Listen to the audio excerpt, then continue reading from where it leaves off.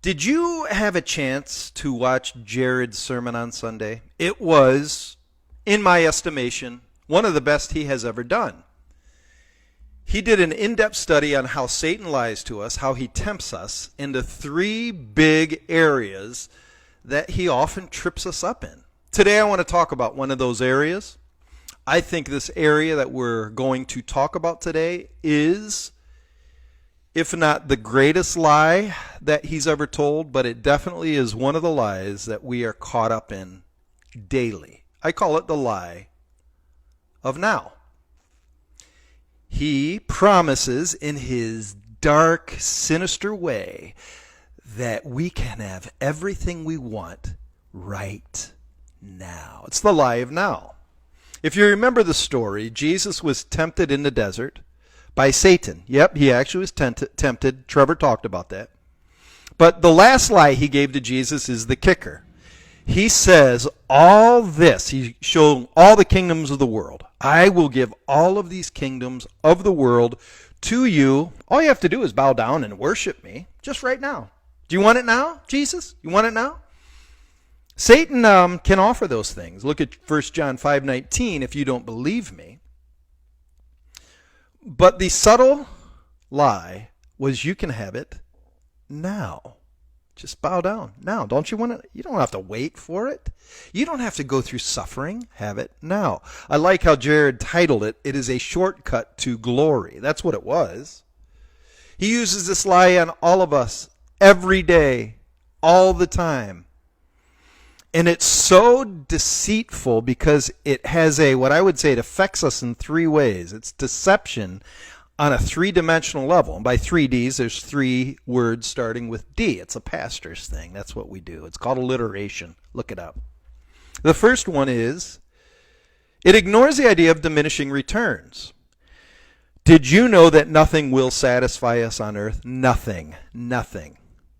We can think a nice new car will satisfy, but then we get a scratch on it and we're mad. We think a house will satisfy us. We think a relationship to a beautiful person will satisfy us forever. Will it?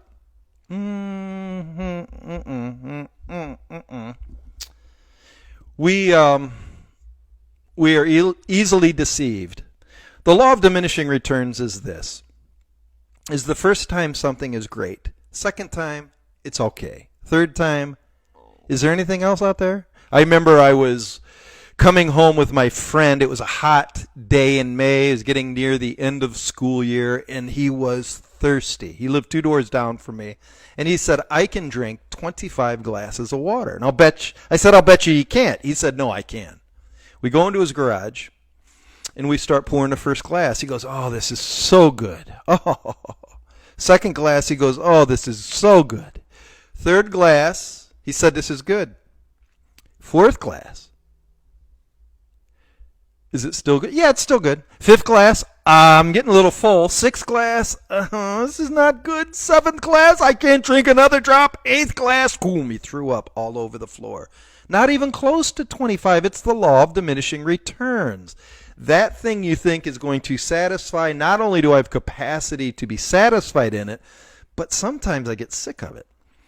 There's only one person who satisfies fully and we never get tired of, and that's God. We've been made for him, to delight in him. That's why we've been made. The law of diminishing returns says there's nothing else that fully satisfies. Just ask the opium addict or the drug addict. They need more, and it never satisfies. The second D, let me get my phone here, it clicked off. The second D is the law of delayed gratification. Did you know when you wait, things taste better? They get better. That's the beauty of hunger. Hunger in a moment's terrible, but hunger satisfied is great. But we don't know this law anymore. We don't know what it means anymore. Don't spoil your appetite. I remember my mom would say that all the time. Go outside, kids, until dinner's ready. There's no snacks. You'll spoil your appetite. We don't care about having our appetites spoiled anymore. We think we deserve that. About 10 years ago, I was at aisle floor where the cereals are at family fare, and I was going behind a mother who had a little kid in the grocery cart, and she wanted some Lucky Charms. So the mom said, "Okay, darling, I'll get you some Lucky Charms." And the kid said, "But mommy, I want it right now." And so the mom opened the box in the store and let the kid eat. It's crazy. My dad would say, "What's wrong with that mother?" It's called delayed gratification. We don't understand that well anymore. Because what Satan wants to do is he wants us to have something now, but ultimately what he wants us to do is doubt the goodness of God. The third D. When Satan says you can have something now, subtly he's saying God doesn't want you to have that thing now.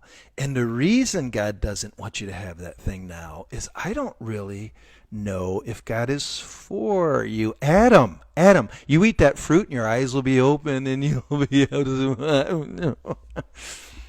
And so Adam goes, well, maybe God's hiding something and holding things back from me. What we don't understand is the working of God. God works in his unique ways. He knows when things are perfectly timed for us and when we are ready to handle them. You know, you have the person who has a child quickly, and they're really not ready to be a parent. But now we celebrate the quickness of that. I remember when I ran junior high class, I'd like a lot of 5th and 6th graders wanted to come to 7th and 8th grade junior high, and the parents are like, they want to go. Yeah, but when they get to be 6th and 7th graders, they're going to say, this is boring. I want to go to senior high. They aren't ready in 5th and 6th grade. So Satan gets us doubting God's timetable and his goodness. Do you know he's good? Can you wait for the right time? There's 3 areas that we don't like to wait. One is in the area of food. We call this gluttony. I don't really need to say much about that, but that's probably one of the biggest areas that many of us fail with, is just say no to that extra piece of cake. Somebody gave me some of those salted caramel treats. I had one. Man, I had to have another one. And then I had a third one, and that third one sunk to my belly, and I felt sick all afternoon. Oh, but it was so good, wasn't it? Greed. Here's all I have to say. Credit card. I can buy that thing now. I know it's going to be a 27% interest, but I can have it now. Can't you wait? And the third one, of course, is sexual sins. The idea that, you know what, I love you, but you better have sex with me now. Wait a minute, I thought you said you love me and you want what's best for me. Well, really, I want what's best for me. That's really what I want. Problem with sexual sins is that, let's say you have sex before marriage. When you get married, just wait until it starts creeping up that, well, if they did that and they were willing to jump over the line of trespass, what if they are willing to do that with somebody? There's always doubt in your mind. Satan is such a master at getting you to doubt other people when you push the timetable. I think this is the whole problem with the transgendered movement, especially with mutilation of your genitals in order to be somebody that you're not. You know, oh, that 7 or 8-year-old is a boy, but he wants to be a girl. Okay, let's make him a girl. But then what psychologists say, when they get 17, 18, there's a lot of regret, and they can't go back, and there's a lot of confusion. And with that confusion is depression. But we're not allowed to talk about that. No, because you can have it now. Have it now. That's the lie. And it's a masterful lie. This may be one of the most beautiful promises in all of Scripture. It's Romans chapter 8, 18 and 19. I want you to listen closely. Paul writes, I consider that our present sufferings, our difficulties, when our politics don't go the way we want, our health fails, we lose somebody we love, that our present sufferings are not worth comparing. They're not worth but you don't know, God, how much pain I'm in right now. Just hang in there. You'll see they're not worth comparing to the glory that will be revealed in us. That means heaven is going to be worth it. Just ask Just ask any mother. That 9 months of labor was horrible. But ask them how much they remembered that labor 2 days after their baby was born. Says for the creation waits an eager expectation for the children of God to be revealed. Heaven is going to be incredible, worth it.